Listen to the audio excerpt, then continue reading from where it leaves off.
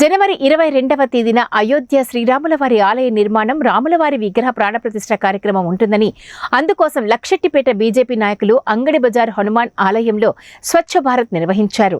అనంతరం ఆలయంలో రామభజన చేశారు. ఈ సందర్భంగా బీజేపీ నాయకులు మాట్లాడుతూ 500 సంవత్సరాలుగా హిందువులు ఎదురు చూస్తున్న సమయం అయోధ్య రామమందిరం జనవరి 22న ప్రారంభమవుతుంది. కాబట్టి ప్రజలందరూ 22వ తేదీన పండుగ వాతావరణంలో సంబరాలు చేసుకోవాలని పిలుపునిచ్చారు.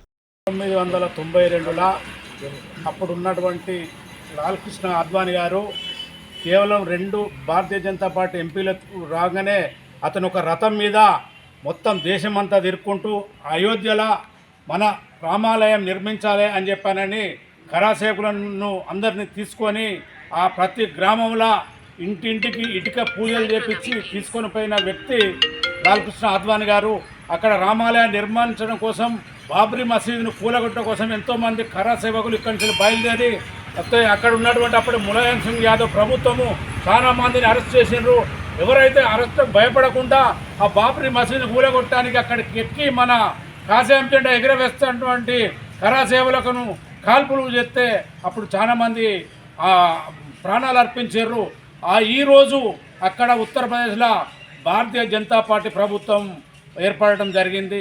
యోగి ఆదిత్యనాథ్ గారు ముఖ్యమంత్రి అయిన తర్వాత మళ్ళీ ఇక్కడ మన రామాలయం నిర్మించాలని చెప్పి ఇప్పుడు కూడా పోయిన సంవత్సరం నుంచి 2 సంవత్సరాల క్రితము ఇంటింటికి ప్రతి గ్రామాల్లో తిరిగి ప్రతి ప్రజలు హిందువులది ప్రతి ఇంటికి 10 రూపాయల 100 వాళ్ళు ఇష్టం ఉన్నట్టు ఇచ్చిన చందాలు తీసుకొని అదే డబ్బుతోటి అక్కడ రామాలయం నిర్మించడానికి ఏర్పాటు చేయడం జరిగింది. ఈరోజు ఆ రామాలయం 22 తారీఖు నాడు 11:30 గంటలకు అక్కడ మన భారత ప్రధాని నరేంద్ర మోడీ గారి చేతుల మీదుగా ఓపెనింగ్ చేస్తారు. కాబట్టి అక్కడి నుండి వచ్చినటువంటి అక్షంతలు కూడా ఇక్కడ ప్రతి గ్రామానికి చేరినాయి, ప్రతి ఇంటికి చేరినాయి. ఆ రామాలయ మందిరం నిర్మాణం చేసినటువంటి గుడికి ప్రతి ఇంటికి ఒక ఫోటో వచ్చింది. ఆ రోజు ఎప్పుడైతే 22 తారీఖు నాడు అక్కడ అయోధ్యలో పూజ అయిన తర్వాత ప్రతి ఇంట్లో ప్రజలు ఇంటి లోపల శుద్ధి చేసుకొని కార్యక్రమాలు చేసుకొని అందరూ 11:30 గంటల తర్వాత ఆ అక్షంతలను పిల్లల మీద అందరి మీద చల్లుకొని ఇంటికి 5 దీపాలు ముట్టించి దేవుని దగ్గర ముట్టించి పూజ చేసుకోవాల్సిందిగా కోరుతున్నాం. ఆ రోజు 22 తారీఖు నాడు ఇక్కడ ఇదే గుడి నుండి ఒక శోభయాత్ర ప్రారంభమవుతుంది. కాబట్టి హిందూ బంధువులందరూ ఇంటింటికి హ్యాపీగా సంతోషంగా పార్టీలకు అతీతంగా ఏ పార్టీ వాళ్ళు ఉన్నా కానీ మా అంత హిందువులము అని చెప్పాలని హిందుత్వం కోసం పోరాటం చేసి ఈ ఊరేగింపును పెద్ద ఎత్తున సక్సెస్ చేసి మంచి మన ఎక్కడైతే లక్షపేటలో పాత బస్టాండ్లో ఒక సభ ఏర్పాటు చేసి అందరూ మన రామాలయం కోసం శుభాకాంక్షలు తెలపాల్సిందిగా కోరుతున్నాం. జై జై శ్రీరామ్, జై శ్రీరామ్, జై శ్రీరామ్. ఆ రోజున కరసేవకి వెళ్ళేటప్పుడు అయోధ్యలో రామ మందిర నిర్మాణం కోసం ఏదైతే ఉన్నదో భారతదేశమంతా కూడా రామాలయాల హనుమాన్ ఆలయాల లోపల పూజా కార్యక్రమాలు చేయడం జరిగింది. ఇక్కడ ఉన్న ఈ ఆలయంలో ఆ రోజున లక్ష్మీపేట పరిసర ప్రాంతము, లక్ష్మీపేటలో మహిళలు అందరూ కూడా వచ్చి ఇక్కడ అయోధ్యకు బయలుదేరేటప్పుడు ఇక్కడ ఏదైతే పూజా కార్యక్రమం ఇదే హనుమాన్ టెంపుల్లో చాలా పెద్ద ఎత్తున చేయడం జరిగింది.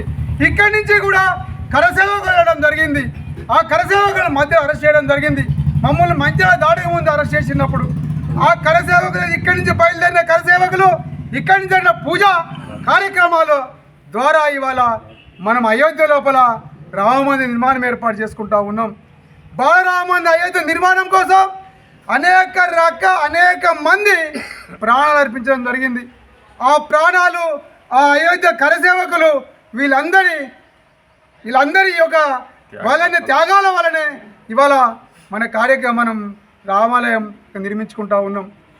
ఈ రామాలయ నిర్మాణం రోజు ఏదైతే ప్రతిష్ట సోమవారం రోజున లక్ష్మీపేటలో ఉన్న ప్రజలందరూ కూడా పెద్ద ఎత్తున శోభయాత్ర ఉంటుంది. పెద్ద ఎత్తున శోభయాత్ర చేసి అక్కడ జరుగుతున్న ప్రతిష్టకు మనం ఇక్కడ చేసే శోభయాత్ర, ఈ ఆలయంలో చేసే పూజలు, అక్కడ చేస్తున్న పూజలు ఒకటిగా జరుగుతాయి. కాబట్టి అందరూ శోభయాత్రలో పాల్గొనాలని చెప్పేసి ఈ సందర్భంగా కోరుతూ ఉన్నాం. జై శ్రీరామ్.